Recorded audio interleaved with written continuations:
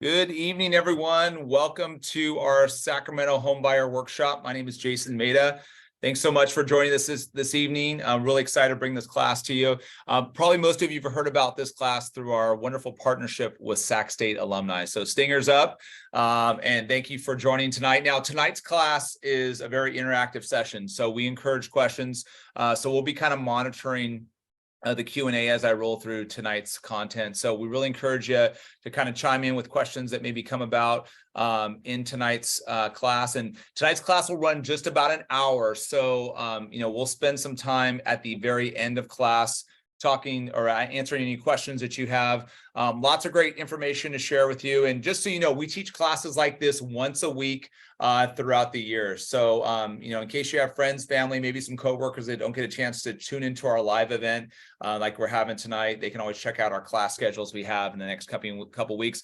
Everything that we share with you this evening, we're going to be sharing all that content back with you via email. You can also find some of our past classes on our YouTube channel. So we encourage you to subscribe there and check us out and see some of the resources we have available to you as first-time home buyers. So just a little bit about me. So I'm based out here in Sacramento as the branch manager for American Pacific Mortgage. I got a chance to teach these classes all over across the country with our different university partnerships.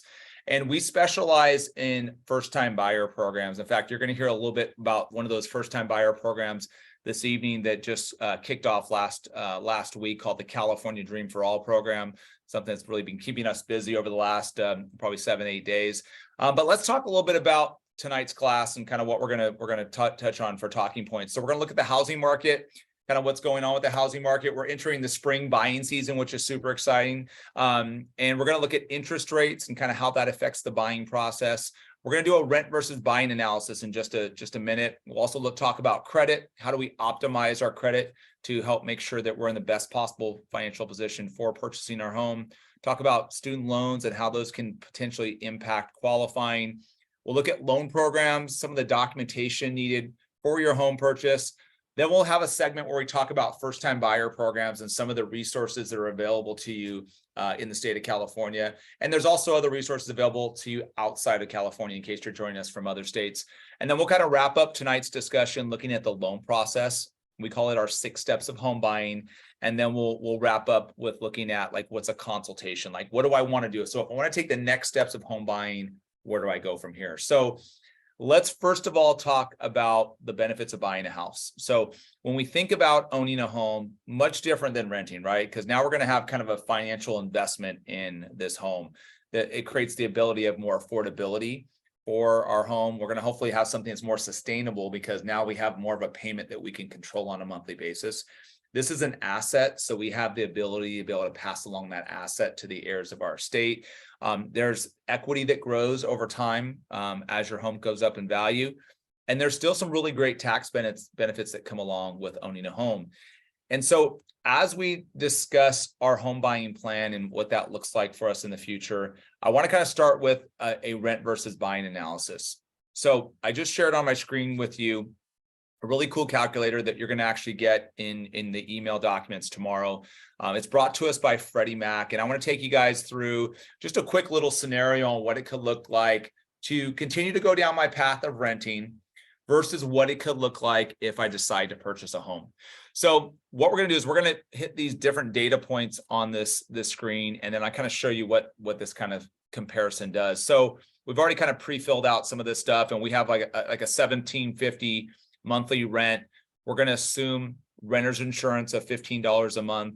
We have the yearly rent increase expected at 3%.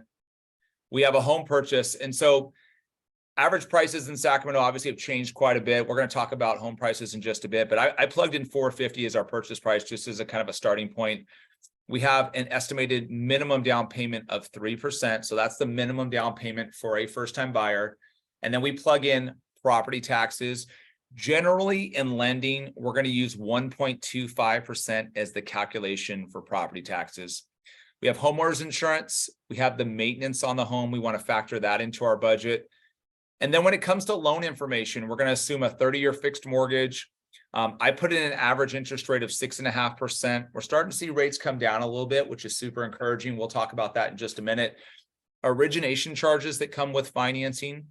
Usually with financing with our team here at American Pacific Mortgage, we have a $910 processing fee, and then we have a $995 underwriting fee. Now, one of the great things about having our different partnerships across the country, and especially with our Sac State discount program, is you get $750 off of your closing costs in working with our team. Now, the next section here is discount points, and that's where you have the ability to be able to pay additional costs to help bring down your level of interest rate. Now, that can be popular, especially in higher interest rate environments. Now, we're kind of coming out of a higher interest rate environment with interest rates starting to get into the lower 6 level now. But when interest rates were much higher at 7% plus, saw a lot of clients taking advantage of this opportunity. So usually one discount points, which is 1% of our loan amount, will reduce our interest rate about 0.25%. So if I have a rate of 6.5% and I really want to bring down that rate in my overall payment lower from maybe 6.5 to 6.25, then I would pay those additional discount points. And then the last section as it relates to loan information is called other settlement services. That's part of the closing costs. That includes title, escrow fees, some of the government monitoring or recording fees. So all of that's factored into other settlement services. And then the last section is called our other assumptions. So the assumptions we made in this scenario that I'm sharing with you guys tonight is the appreciation rate of the home is 3%. The expected time in the house is going to be about 10 years. The cost of selling is 10%. How we come up with that is because when you sell a home, if that's 10 years from now, you're going to have to pay the cost for the realtor that's representing both you as well as the buyer's agent and various closing costs. Now, for us as first-time buyers going out and taking that next steps in home ownership, when we work with a realtor, those realtor commissions are paid for by the seller. So we don't have to worry about that as expense for our closing costs with our initial purchase. Now, we also factor in state and federal tax rate and then a savings rate of 1%. Now, I know there's higher yields out there, but right now we're just going to use 1% for this calculator. And so when we look at our comparisons, you know, we do a side-by-side of our rent budget. So we say, okay, we know we're going to pay $1,700 a month in rent. Now, when we compare that to home buying, much higher payment, $3,800. But what I encourage you to think about is, you know, the upside future opportunities with owning a home. So it's not necessarily an apples to apples comparison when looking at home ownership versus renting. So we are going to increase our budget, and we have to be prepared for that when it comes to, you know, going towards home ownership. But when we look at the total cost over time, so if we were to continue to rent and stay on that pace and our rent continues to go up over time, when we look at the side-by-side comparison, 10 years of renting versus 10 years of owning, there's still about a $28,000 plus opportunity. Now, we've used very conservative numbers when it comes to appreciation. You know, you may have some years that it's a 6% appreciation rate. Maybe some years it's 1% appreciation rate, but 3% is pretty conservative. And when you factor in the tax benefits, the appreciation of the home, that's how we come up with the opportunity of about $28,000 over 10 years. Now, if you're paying a lot more in rent, if you were paying $2,500 in rent, then that opportunity would be that much better for you. So I think that's an important first step as we're building out a home buying plan, is just kind of really understanding what is it going to look like from a budget perspective for me with home ownership. And one of the things we do during our consultations with our clients is help design a budget that's going to meet your goals financially. Because with home ownership, we want to create sustainability and affordability when it comes to owning your home. Now, let's talk about the sales prices of homes and what's going on in the Sacramento area. You know, being based out of Sacramento, we're pretty attuned to what's going on and have a good pulse in the real estate industry. The market is definitely starting to heat up right now. We can feel it. There's new programs that are starting to kind of increase buyer activity out there. You can see when we look at what's going on with the median sales price, you know, prices started to slip, especially in Q4 with rates pushing across 7%.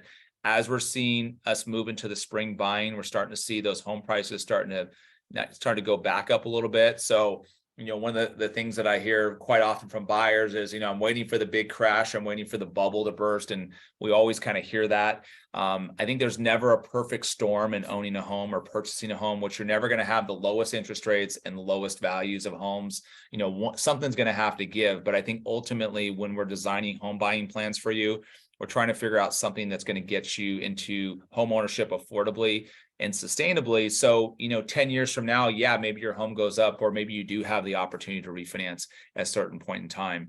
as we're going into the spring and summer buying months, this is where it gets much more competitive in the market for buyers. There's a lot more options for buyers, but there's more buyers in the market. So that's where that competitive component will come to play. And I think ultimately our challenge right now is there enough inventory to support the buyer demand? You can see average days on market for most homes is 40 days on market. I think if we pull that data out over this last 2 or 3 weeks, that number's probably gone down pretty significantly. So we're starting to see inventory move a lot quicker. Because of the inventory shortage and buyer demand high, we are starting to see multiple offers on homes. So we're starting to see, 15, 20 offers on certain homes, depending on what price level those homes are at. Now, interest rates are starting to come back a little bit more in line. I've kind of spoke to like what we saw last year in 2022 with interest rates. And this slide kind of represents what we've seen over the last 5 years with interest rates. So, if we look at kind of what the market has been doing, and I want to kind of look post-pandemic here. So if we look right about here, which represents Q2 of 2022, we really saw interest rates start to rocket up. We kind of got used to this world of 3.5% interest rates. In fact, the lowest interest rate available was 2.625, maybe 2.5, and which you can see here represented on this chart. But interest rates really kind of started moving up in Q2 of 2022. They eventually topped out at about a 7.1% rate. We've seen rates start to slide back down, but then they kind of came back up about 4 weeks ago. But now we're starting to see a better move down in downward pressure on interest rates. So I think really what's causing some of the interest rates to kind of move back down a little bit, I think it's some of the uncertainty in the banking sector is obviously having a big influence on what's going on with the interest rates. The Federal Reserve only raised the federal funds rate 0.25% in the last meeting. A lot of that was kind of driven by what previously just happened with SVB Bank and with Signature Bank. And so, I think they didn't want to necessarily move the needle too much with the federal funds rate. I think they probably would have put a pause on rates, but, they just didn't want to create too much waves in the market. So I think if we can get inflation under control, we hopefully will see interest rates starting to come down a little bit when it comes to mortgage interest rates. But, that is going to be a big component when it comes to designing a home buying plan for you as first-time buyers. Now, what goes into an interest rate? So not all interest rates are the same for every buyer. Different products will play a role in that, but more so credit scores will influence the interest rate. I talked about a little about loan programs, how much you finance, what you put as your down payment. So if I put 3% versus 20%, that'll change my interest rate offering. Talked a little bit about this earlier, which is points. So if I decide I want to buy down my rate a little bit, that to be able to help me bring down my rate of increasing cost, but lower interest rate. There's options to do that. And then the term of the loan that I take, whether it's a 30-year mortgage, 20-year, maybe a 15-year mortgage, the lower term I take, the better my interest rate could potentially be. Now, for most of our first-time home buyers, you're going to elect a 30-year mortgage because that's just the most affordable option usually when it comes to designing your plan. Now, the first thing we talked about when it comes to interest rates is credit. And, credit's a major component of designing a home buying plan. Usually there's two things that, can maybe slow down the process for first-time home buyers. It could be credit or it could be assets, just having enough savings to make your home purchase. And as we meet with our clients throughout the day, credit's one of the things that we talk through. And if maybe we're not in the best possible position with credit, we want to try to give you tips and resources to help improve your credit score. So let's first of all take you through the score calculation. And this is the FICO score for mortgage. So many of you that have Credit Karma, some other consumer monitoring tools, you may see a different credit score, especially on like Credit Karma. They're going to use a credit card model. There's actually 3 different models to scoring. There's credit card, there's auto, there's mortgage. Of course, in applying for home financing, we're going to use the mortgage model. 15% is going to be how long I've had credit. So the more mature my credit file is, the longer standing some of my accounts are, the better, the better I'm going to basically fare in that segment of the score calculation. 20% is going to be how long I've had credit. How much credit I have in use, and how much new credit I'm trying to apply for. So if I'm opening up more new accounts, I'm applying and getting hard inquiries on my credit, that's going to have a bigger impact in my score. Now, in starting our process and developing your home buying plan, we start with a soft credit check. And the reason why we do that is because not everybody's ready to buy. And so we want to help design plans. So we have some clients who are ready to buy like yesterday. We have some clients that are ready to buy in 2024. So we don't necessarily want to put that hard inquiry on a client's credit unless we feel like we need to do maybe some more due diligence on their credit to really help them maybe model out their credit to look at opportunities to help improve their credit score. So 20% is going to be, that new use of credit or hard inquiries. The other 30% is going to be credit utilization or how much I owe. So when I look at my credit limits versus my credit balances, that will influence credit utilization. So if I have $10,000 in credit limits, but I have $5,000 in credit balances, now I'm at 50% utilization. Good rule of thumb here is I want to be below 10% utilization. So ideally have those balances below $1,000. Okay. Now let me give you just a quick tip on how to manage your utilization. Probably many of you know this. I teach this concept in all of our classes, but I'm sure you heard of it before. And that is, as you manage utilization, when you look at your credit cards, there's a billing cycle date and a due date. So the billing cycle date is the date at which the credit card issuer is going to send out your balance and payment information to the 3 bureaus. So Experian, Equifax, and TransUnion. Now, the tip is that if you can pay down or pay off that balance before the end of the billing cycle, then you're going to see hopefully a much lower level of utilization and a higher credit score. So you can obviously improve your qualifying and your overall product offering. So many clients that we work with are going to, even though they pay their accounts off every month, they still show some balances reflected on their credit report. And that's because they do carry a balance into the billing cycle, but they're paying off the credit account at their due date. So there's nothing wrong with continuing to pay on your due date, but if you're really trying to maximize your credit score, try to pay things off before the end of your billing cycle date. 35% is going to be payment history. That's how I paid my bills. Late payments are rated as 30-day late, 60-day late, and 90-day late. So the more severe the late payment, the bigger impact you're going to have on your credit score. So when we have past challenges like a late payment or anything like that, usually in the most recent 12 to 24 months, it's going to be the biggest impact to your credit score. Now, when we evaluate credit qualifying for our clients, there's 3 credit agencies that I mentioned to you already, which is TransUnion, Equifax, and Experian. Okay. And so we take the middle score of the 3 bureaus. So for example, if I'm at 740, 720, and 700, the 720 score is what we're going to use for qualifying. But if I have a co-borrower and my spouse is going to apply with me and my co-borrower is 700, 680, and 660, the 680 score is the one that we'll use for qualifying because we use the lowest middle score for both borrowers. Okay, so just something to kind of keep in mind when it comes to qualifying. That entails, that qualifying score of 680 is going to be used for not only my program options, but also my interest rate and mortgage insurance as well too. Okay. And then account closure and account reporting, that's really going to affect more of the length of credit. So if I close out a revolving line of credit, not only do when I close that out, that pulls all that great history out of my credit bureau, because if I've had an account for 10 years and I close it out, then I get impacted in my length of credit, but it could also potentially impact me in my amount owed because now I have one less line of utilization available to me. Okay. Now, with negative items on your credit report, this is how long they're going to stay on your credit report. Now, they may not impact your score as much if it's a late payment from 5 years ago as it would be if it was from 12 to 24 months ago.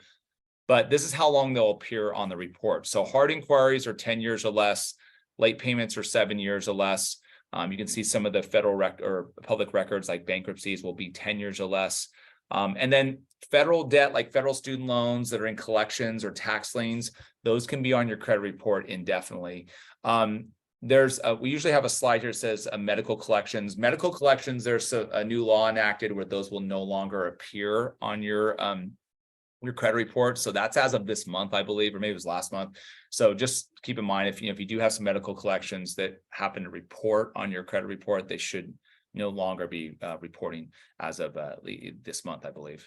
So student loans are one of the things that some of our buyers obviously will have. And so as we kind of go through designing that plan for them for home buying, we're going to have to factor in student loans. So whether you're making repayment on student loans, which obviously we know if you have a federal student loan, you're not repaying currently because they're in forbearance. But at the same time, we still have to use a minimum payment when it comes to qualifying. So right now, if we were to look at federal student loans on a credit report, they probably have a 0 payment because they're in forbearance. However, as a lender, we do have to add in some type of minimum monthly payment. So if you were on an income-based repayment amount prior to the pandemic, and let's say it was $250 per month, right? Now, that's the payment I can use for qualifying right now. Now, if you graduated in the middle of the pandemic and you have never enrolled in an income-based repayment amount, then by default, on a conventional loan, the payment we use is 1% of the balance. And then for an FHA loan, it's 0.5% of the balance. So that, that difference in payment could influence a borrower's ability to be able to buy because of what we call the debt to income ratio. We're going to spend some time looking at that in just a bit. But if you take that $75,000 that we have on the screen as an example, and we're using $750 instead of $250, that $500 variance could change a client's qualifying. Now, in some cases, our clients have 0 payment on their student loans, and that's truly what the payment is. On a conventional loan, that's what we can use as the payment for qualifying. FHA doesn't look at it that way. They have to have at least $1 or more when it comes to the qualifying minimum payment. Now, some clients may be back in school. Maybe you're on a master's program and now your student loans are in deferment because of that. Even though we're back in school and we're trying to qualify for that mortgage, we still have to count a minimum payment for qualifying. Okay. Now, most private loans that you have, student loans, they probably already have a payment showing. So most of the student loan information that we're speaking of will be related to like more federal type student loans. Okay, before we go into loan programs, I wanted to kind of just take a quick pause there. Do we have any questions so far from the group that I can help answer? I know we've kind of covered a lot of ground so far. We've looked at credit, the market, interest rates. And so any questions we can help answer?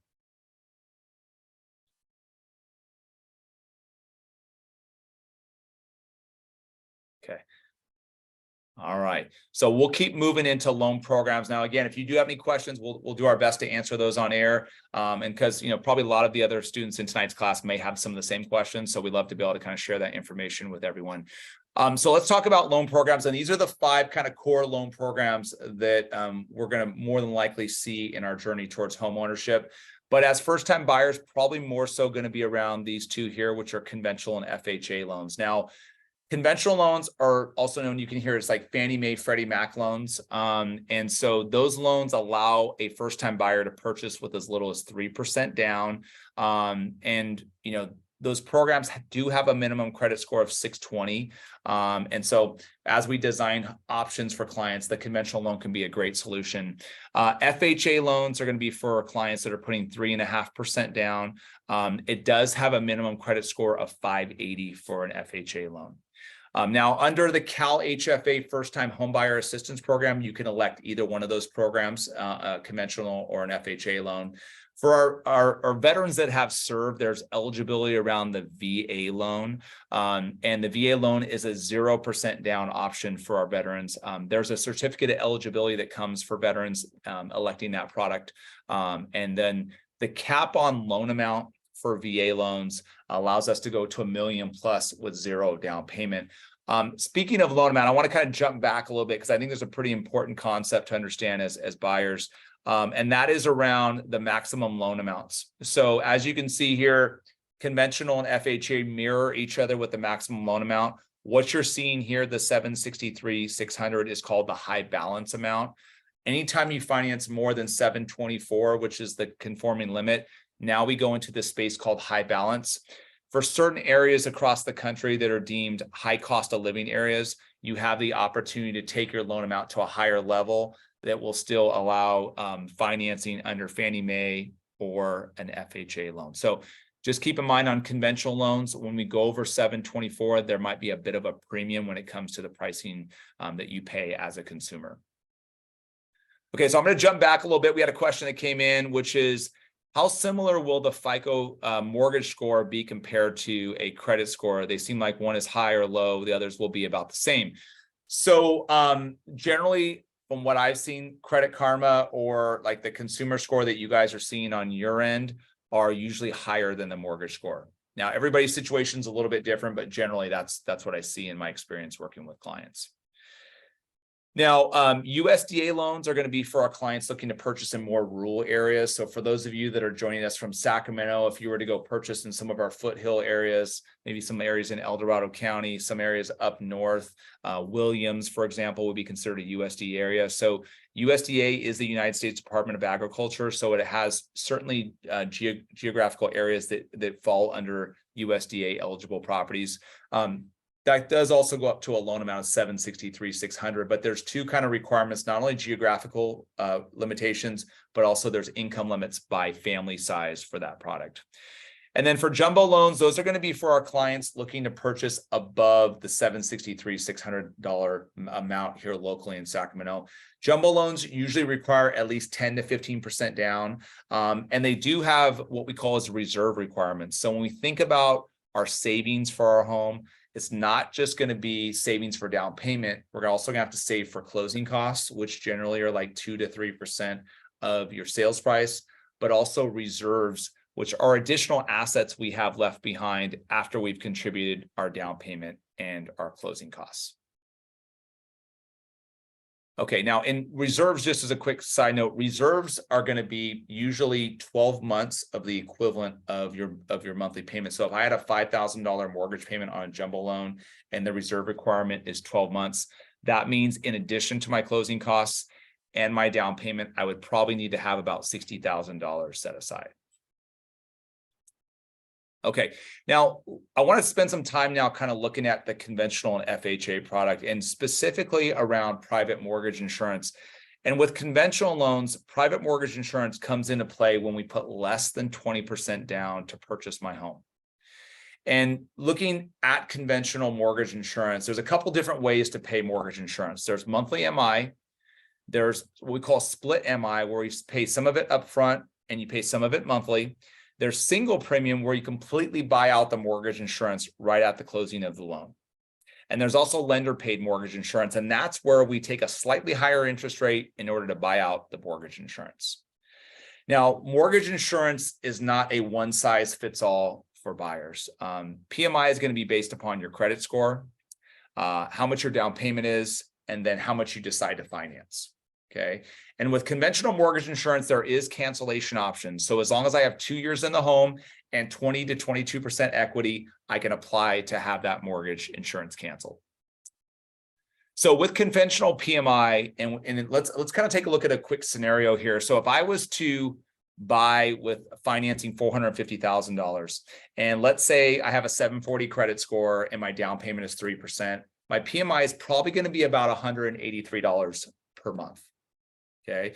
So one of the things I hear from a lot of clients is that, you know, Jason, I'm doing my search on Redfin or Zillow, and I've run some payment scenarios and my PMI seems to be $300 or $400 a month. Is that accurate?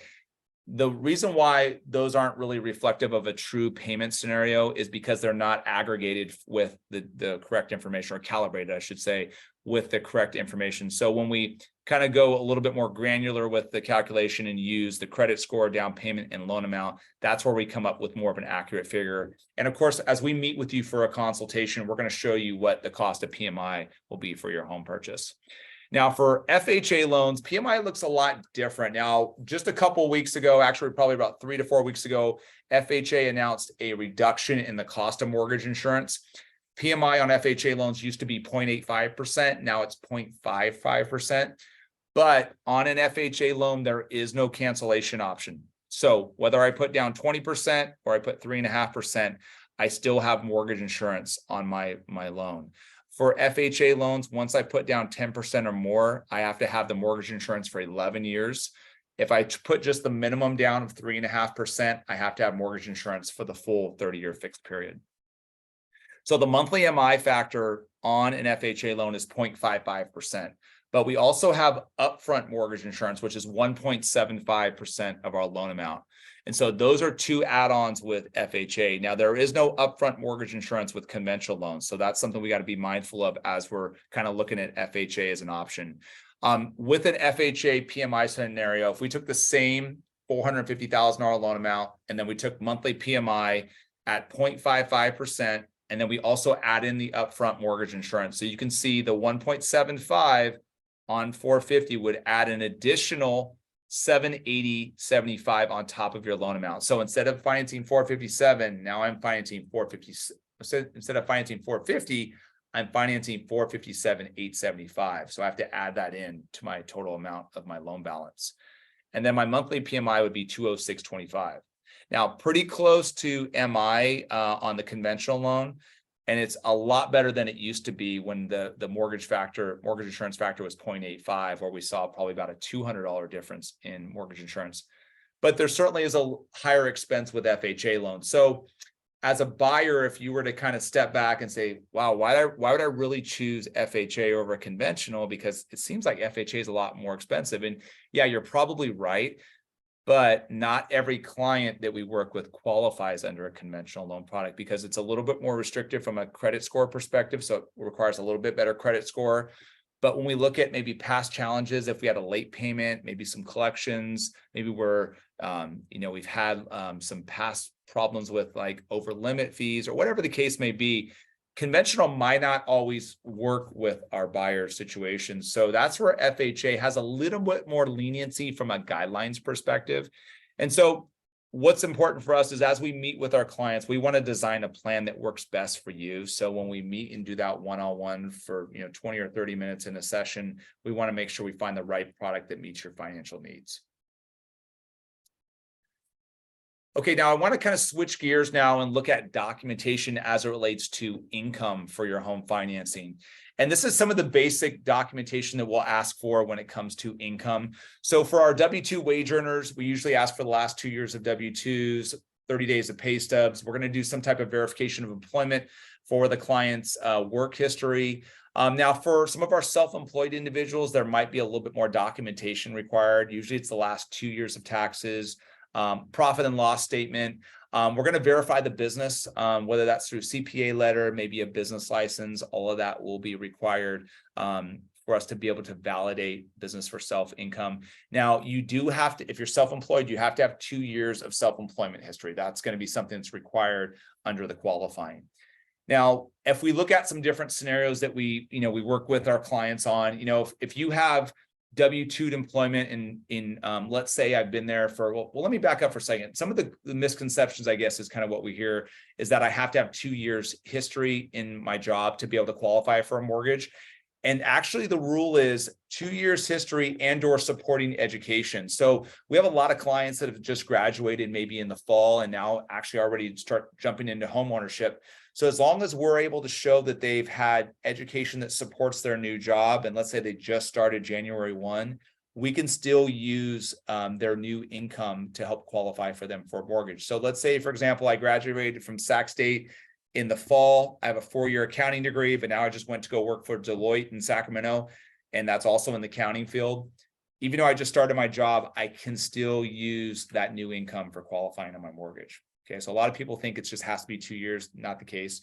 Even if I'm transitioning jobs, so if I've been working for the state for 2 years, but now I'm going to go to a new job, as long as I can provide an offer letter that shows what my new earnings are going to be for that new job, we can count that income into the qualifying right away, as long as that buyer is going to receive their first pay stub before their first mortgage payment is due on their mortgage.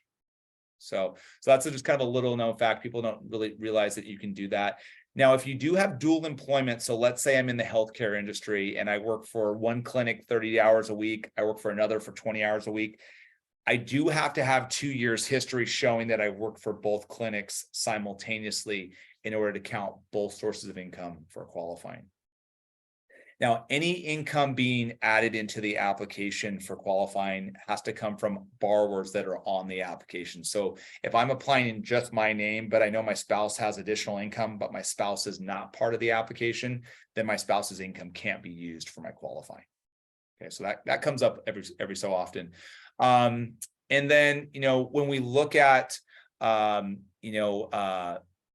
job changes and things like that, if there's any gaps of employment, we always have to document those. So if I've been out of work, and we see this a lot with kind of the pandemic, we've had some clients that were displaced in all of 2021, but now are re-entering the job market, and that we can use those new earnings for their new jobs right away, as long as we can kind of document, why they were out of work for a certain amount of time. Now, if I have a full-time job, but I'm also have a side business, maybe I drive for Uber or Lyft in addition to my full-time job, as long as I can show that I've worked both the full-time job and the self-employment simultaneously for 2 years, we can use both earning sources for qualifying. Okay, so kind of staying with the theme around income, I want to talk to you about a calculation called debt to income ratio. And what debt to income ratio looks at is your gross monthly income versus your outgoing expenses. And generally, we don't want your monthly expenses to be more than 43 to 45% of your pre-tax income. And that's a calculation to define qualifying. Now, in some cases, we can take that debt to income ratio as high as 50%. But keep in mind, this calculation looks at gross income. So it's your pre-tax income, not what you take home. So when we think about 43 to 45% of your pre-tax, that's a significant amount of your payment. And really, for us in designing lending options for our clients, it's really important for us to focus on affordability. So one of the first questions I ask clients when I meet with them during our sessions throughout the day is, talk to me a little bit about your monthly budget. What would be a comfortable number for you? Some clients feel really good at $3,000 a month, and that's like a 31% debt to income ratio. Some clients say, hey, you know what? I feel good at $5,000, and that's a 46% debt to income ratio. But those are conversations we want to have to make sure that, again, two big goals here: sustainability and affordability with homeownership. And so when we look at that debt to income ratio calculation, here's kind of what the formula looks like. And you can certainly master this yourself, but we'll actually put this together for you when we meet with you for a consultation. But it takes in consideration the principal, interest, the taxes, and the insurance for the new home you're about to purchase. If you're putting less than 20% down, we'll factor in PMI or private mortgage insurance. We have the HOA expense. So let's say all that was $2,500 a month. And if my other obligations, like my student loans, my car loans, personal loans, added up to $500 a month. If we take that $3,000 divided by my $8,500 in monthly income, then my debt to income ratio is at 35.2%.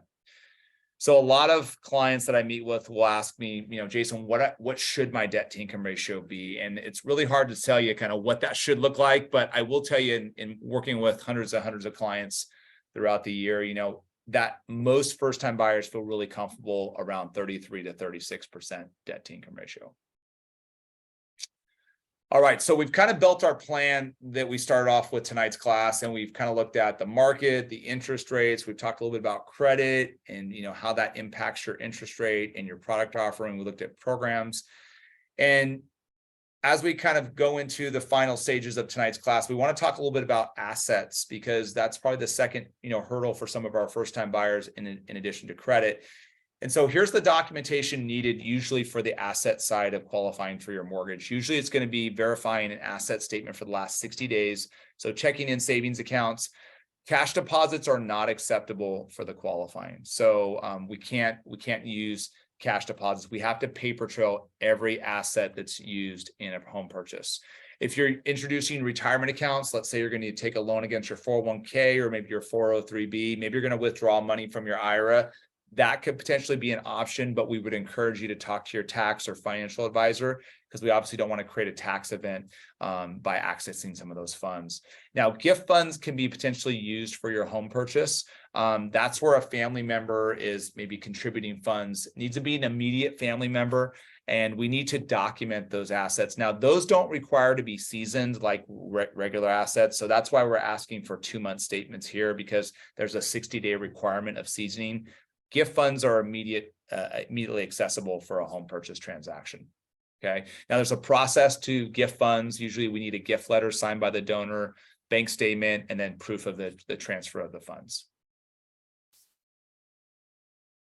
All right. So, as we're thinking about home buying and kind of what we need to really save up, that can be a little bit of a challenge. When we think about, money for down payment and closing costs, And for some of us, this may be a 2 or 3 year plan. For some of us, might be a little bit more immediate, but there still is some phenomenal assistance programs that can help first-time buyers.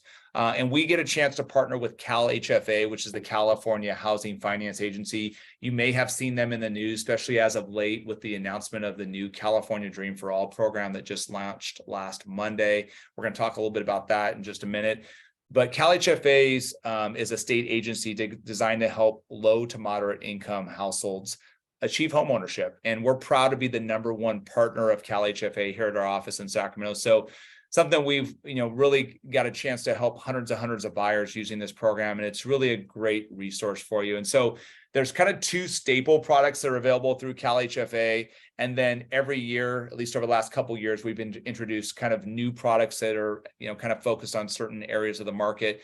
We're going to spend some time talking about the California Dream product in just a minute, but I want to kind of share with you 2 of the programs that are always available with CalHFA, and they're part of the overall budget with CalHFA. That is the MyHome and the ZIP Assistance Program. The MyHome program provides up to 3% of your down payment, 3% of your sales price towards down payment on a conventional loan through CalHFA. And then for the CalHFA FHA loan, you can get 3.5% that can go towards your down payment using that product. Now, this is a low interest loan at 1%. And it doesn't have to be paid back until a buyer decides to either sell the home or refinance in the future. So we'll show you a kind of a scenario here in just a second. But what's really cool about this program is it can satisfy your full down payment for a home purchase. And so then all I would have to really worry about out of pocket is closing costs. And closing costs, are usually 2 to 3% of your purchase price. And the ZIP Assistance Program is basically an add-on to the MyHome Assistance Program. So if you elected this solution, so you'd have the MyHome product, and then you could look to add ZIP Assistance, which is 2 to 3% of your loan amount.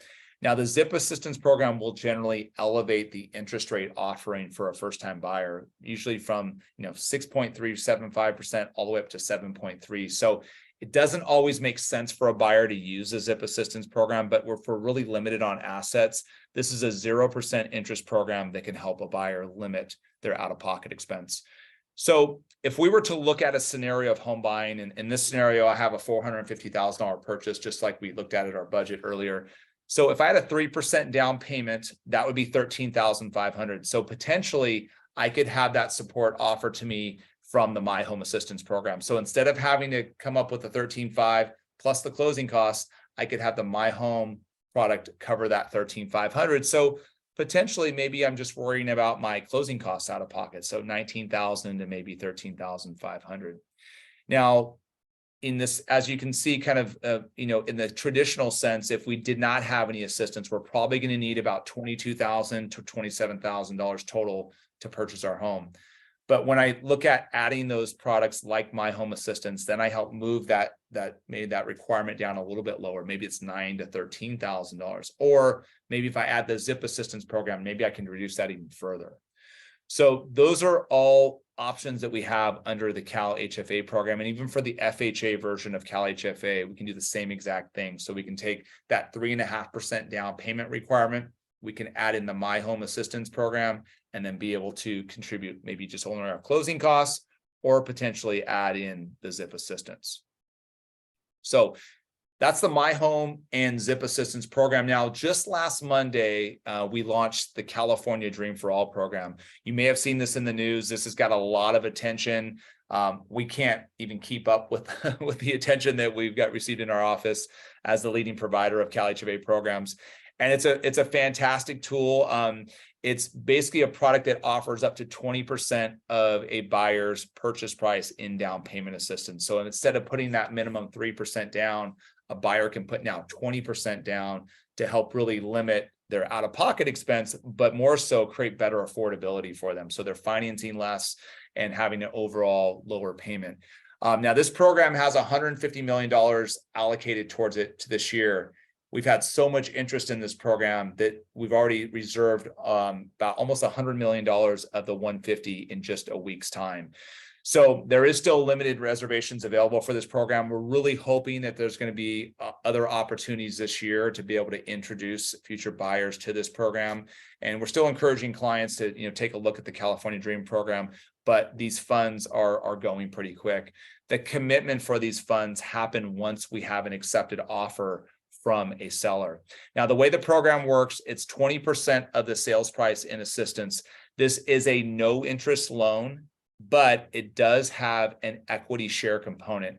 And what that means, and I'll show you just a slide here in just a second of how this works. But ultimately, as my home grows in value, when I decide to either sell my home, refinance in the future, or if I go the full 30 years of my mortgage, that would trigger the event of a repayment of the assistance I received from the state plus a shared appreciation. And for example, if I purchased a home for $450,000 and my home, let's say, goes up to $500,000 when I eventually sell that home, now my home has appreciated $50,000. So when I sell my home, I would pay back the 20% that I received, which would be $90,000 plus the shared appreciation. So 20% of a $50,000 increase would be $10,000. And I think we have, let me just see if we have in this slide here. Let me see if we don't have any of our shared appreciation slides in this deck page, but what I would encourage you to check out our website. In fact, we'll send along in the material tomorrow is we have a separate class that we've taught on the California Dream for All product. It's a 30-minute class that we've recorded on our YouTube channel, but we'll send you the deck page for that so you guys can take a look at that as well. Some great graphs that help kind of explain shared appreciation and how that program works. We've kind of put together a little bit of a scenario here so you can kind of see what that looks like. So if I bought it $450,000, I received my 20% assistance, that's $90,000. I can use that full $90,000 to contribute all to my down payment. And so I would only have those closing costs out of pocket, or I could split some of that 20% up and maybe use 17% towards my down payment, maybe use the other 3%, which would be $13,500 towards my closing costs. So there's a variety of different ways we can kind of customize that product. Most clients are electing to take the full 20% and put towards their down payment because, as we learned earlier, once you put 20% down, you don't have PMI, which can obviously lower the overall cost of your mortgage. Now, the CalHFA products do have income limits. Those income limits are based by county, and these income limits are updated every June. So June of 2023, we'll see some new income limits come out based upon the cost of living. Here's what they look like right now. So we have Sacramento's at 202, YOLO 211. The other kind of surrounding counties like Placer and El Dorado the same, and then we have San Joaquin and Sutter at 168 and 159 respectively. So this program, unlike other first-time buyer programs, has much larger income limits, which are usually 150% of the median income.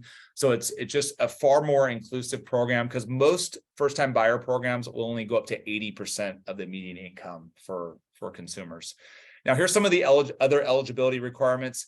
By the way, on the California Dream for All program, the minimum credit score is 660 for our what we consider as low-income buyers. It's 680 for moderate income buyers. For the FHA product around CalHFA is 640. For the conventional loan, it's 680. Now, the debt to income ratio that we learned a little bit earlier tonight is 45 to 15%, depending on what your credit score is. Now, the income qualifications are based upon the applicant income only, not the entire household size. So that's one of the other benefits of this program. So if you look at Sacramento County with the income limit of 202, if I, for example, earn $150,000 a year and my spouse earns $70,000 a year, now combined, we go beyond the income limit. However, if we apply in just my name, then we would stay within the income limits of the $202,000.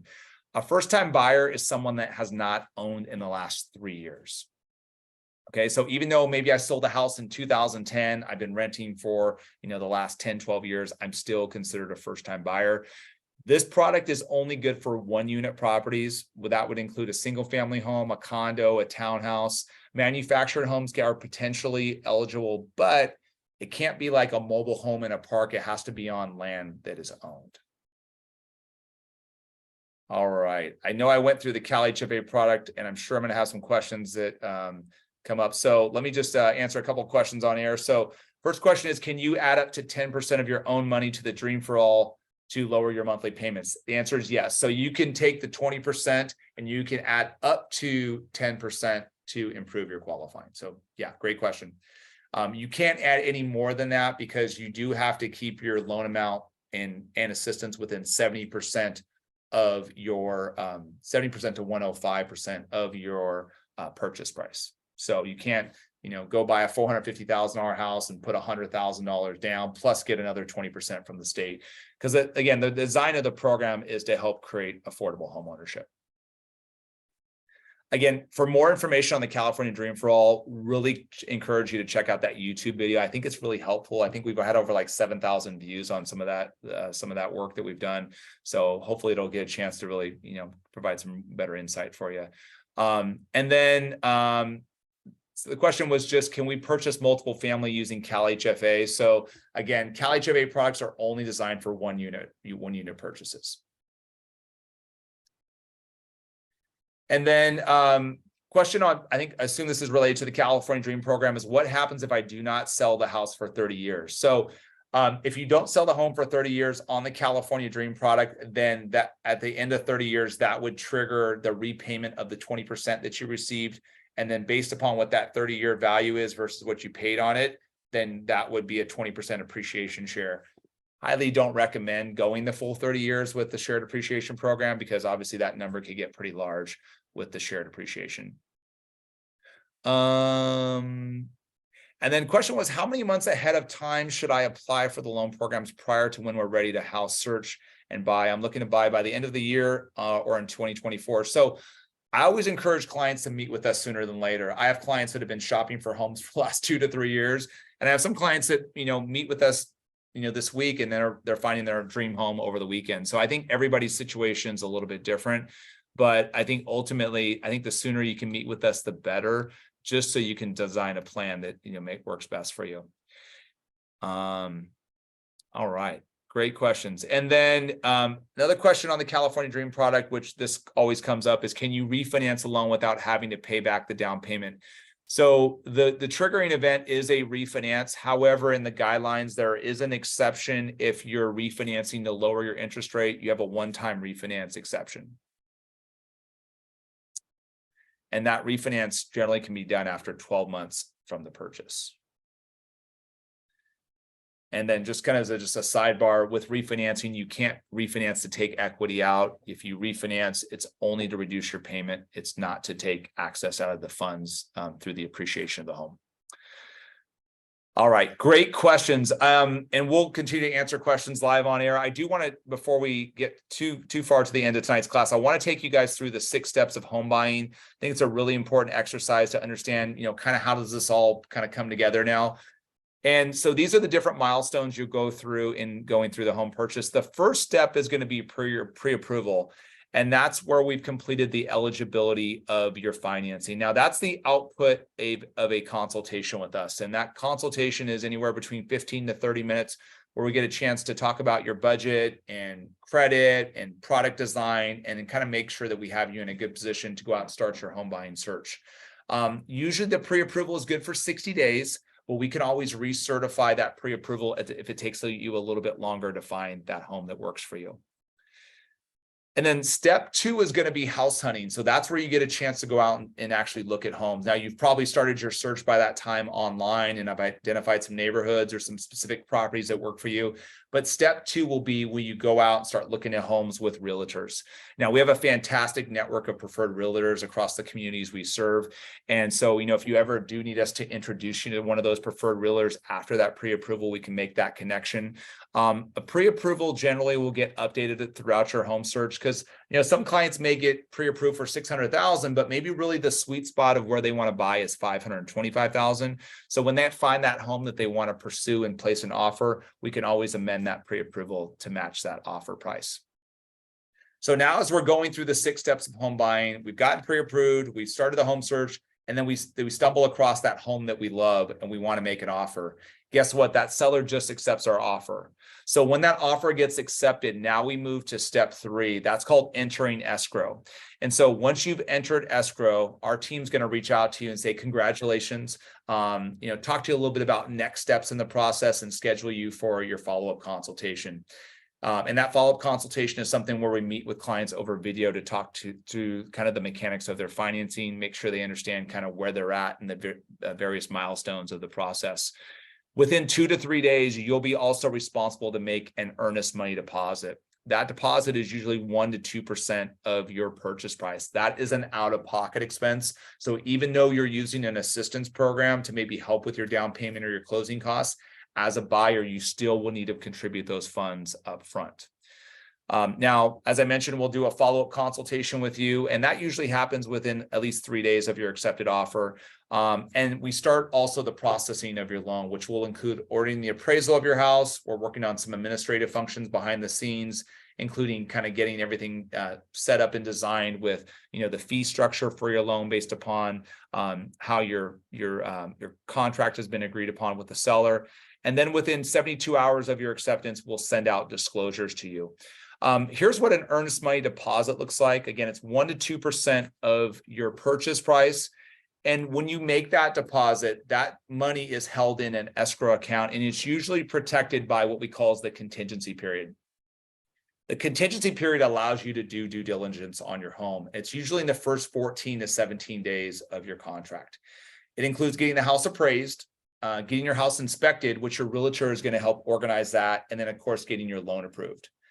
And why that is important is because when you've made that financial stake into the property, we want to make sure you do your homework. And because, sometimes, there may be things that come up like inspections that have challenges, or maybe the home doesn't necessarily appraise for what it's expected to be. So we want to make sure that you guys have that contingency protection within your contract.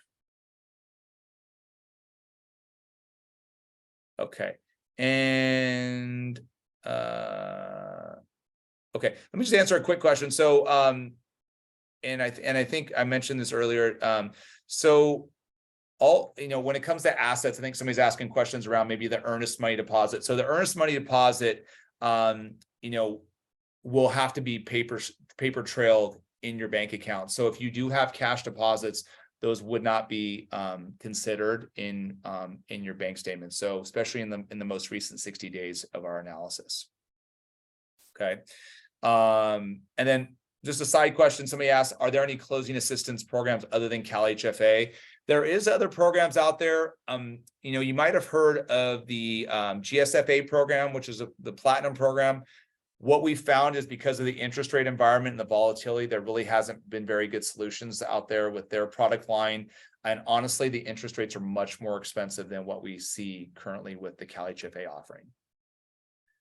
Okay, step 4 is going to be processing and underwriting. We're doing administrative work behind the scenes on your loan. We have several clients that have had accepted offers this week. So that's what we're doing kind of behind the scenes, making sure everything is set up correctly for the underwriting team. By that time, we've probably locked in the interest rate for that buyer, especially with this market tends to be a bit volatile and interest rates will change daily. So we want to make sure we can deliver the expectation for our clients. Now, step 5 is going to move us into loan approval. And by that time, we've probably received back the appraisal. You've got a chance to review the inspections with your realtor. Once we have that loan approval, appraisal, and inspections back, we're about 3/4 of the way through the process. And as a buyer, if you feel comfortable in signing off on your contingencies, then you'll do that at that point. So if you've kind of checked everything, you've done that homework and you feel good about it, then you'll sign off on your contingencies. And that tells the seller that you're ready to move to the final stages of the process. Now, you want to be mindful that once you've done that and signed off on your contingencies, then your deposit is kind of all into the transaction. So if you cancel 2 days later after clearing your contingencies, you could risk losing your deposit. So we want to make sure we feel really good about the home purchase. At step 5, we're going to deliver to you a final closing disclosure. That's going to give you a 3-day cooling off period before we get to the very final milestone. That's called closing your loan at step 6. And what happens at step 6 is you're going to sign final documents in person with a public notary. That process takes just about an hour or so, depending on the complexities of your financing. At that time, you'll also wire in the final funds that's due for your home financing. So whatever we call it, the cash to close is done at that time. After that has been contributed on the loan side, we'll do one more final audit of your documents to make sure everything's all good to go. Then we fund the loan, just like you have with your funds. We'll fund the loan, transfer the money for your financing as well as assistance programs that you're using. And then those monies get reconciled by an escrow team. And if everything is accounted for, you've contributed what you're supposed to as a buyer, the seller's receiving their seller proceeds that they expect, then documents get released to the county recorder's office.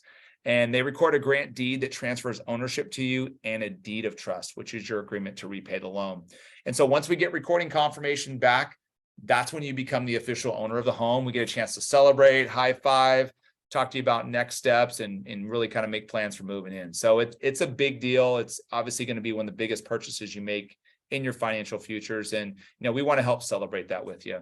And, as you're kind of beginning this home buying journey, and if you're ready to move forward and kind of want to talk more about what it could look like for you, we'd love to be able to consult with you for, a consultation. And that step begins with our Get Started information, which includes our online application link, which we have here. There's a list of documents that you'll put together, and then we'll meet up with you through our scheduling system for a consultation.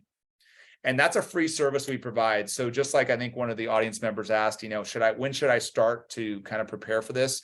It's whether you're looking for purchasing, this month, this year, or next year, I think it's always great to have a great plan where you can put together goals and objectives for home ownership. Now, after tonight's class, if maybe you have some follow-up questions for myself or our team, we can always connect you with you for an introductory call. That's a 10 to 15 minute call. So if you have like some credit questions, down payment, process questions, we'd love to be able to connect with you for that.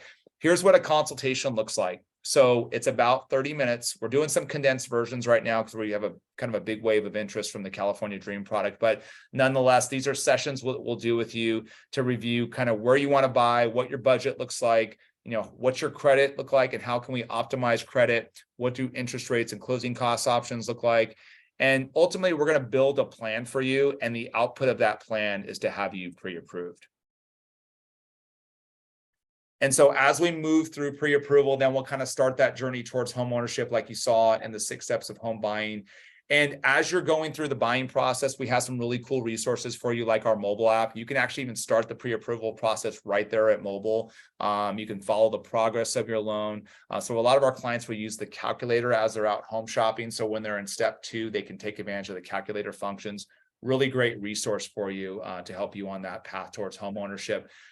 As we launched in tonight's session, obviously you're joining tonight's class because of our wonderful partnership with Sac State. I love our partnership that we've had actually almost a year now with Sac State. Got a chance to really help plenty of clients through the Sac State partnership and help educate, more importantly, through our workshop platform. Now, again, as I mentioned earlier, if you have friends, family, maybe coworkers that would love to attend these classes, we also have other partnerships across the country where we do the classes just like these. So, if you're interested in having some of your friends, family, or coworkers attend these classes, they can always check those class schedules out at mortgageeducate.com. And if you have some questions coming out of tonight's class, I'd love to connect with you. Here's all my personal contact information so you can get a chance to get connected with me whenever that works. And over the years that we've been teaching these classes, we have some phenomenal kind of testimonials on our social channels, on our Google reviews. We'd encourage you to kind of follow what we're doing on Instagram. I try to put a lot of good content out there throughout the week. Our team is posting updates on what's going on with assistance programs, steps, in the process, or just general knowledge that'll help you on this path towards homeownership.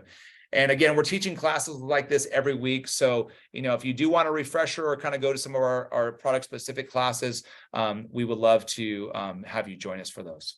With that said, I'm going to go ahead and open it up for a little Q&A as we wrap up tonight's class and see if we can answer any more questions for you. And I did get your message in the chat. Yes, we would love to do another class for Cal too. So, we can maybe talk offline and we can set something up for UC Berkeley as well too. So.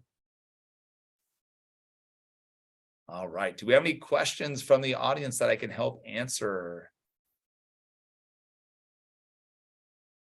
I know I'm probably keeping all of you from your dinner here on a busy Wednesday night, so I do appreciate you spending an hour with us. And, we understand that your time is valuable, and, the time that you're taking out to kind of invest into your financial futures, we think is super important. And obviously you do too, because you devoted a portion of your Wednesday night to that. So it looks like we don't have any questions now. So if you do have something, we can take it off air. Again, thank you so much for joining our Sac State workshop. I hopefully